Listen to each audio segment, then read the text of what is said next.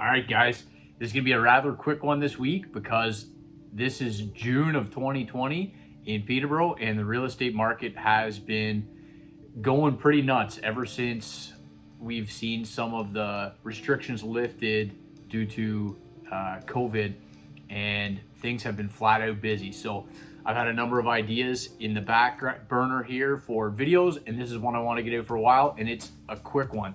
And it is the number one secondary suite killer. If you're looking to buy a single family residential home and convert it into a secondary suite for the purposes of renting it out, and essentially converting a single family home or a bungalow into a duplex, then the number one thing that you got to look out for, and I listed what I thought were the top three originally in another video, which I will add up here or here, I can't remember which side it goes on.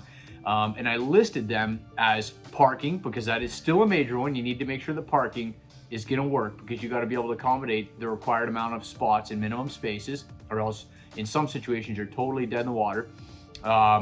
The amount of finishing in the basement, because normally you have to undo what's there to make it fire rated, and having a separate access, because you need to be able to accommodate a means of egress in a separate entrance to the basement.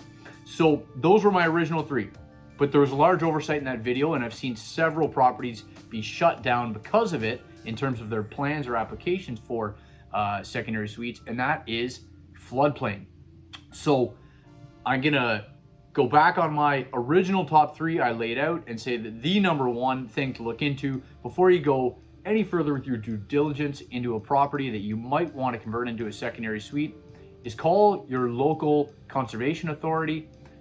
In our case here, it's Orca in Peterborough, and check if that property is in the floodplain, because if it is, then odds are you have zero chances of overcoming that obstacle, and that property is not going to be eligible to be turned into a secondary suite. So that's it for this week, guys.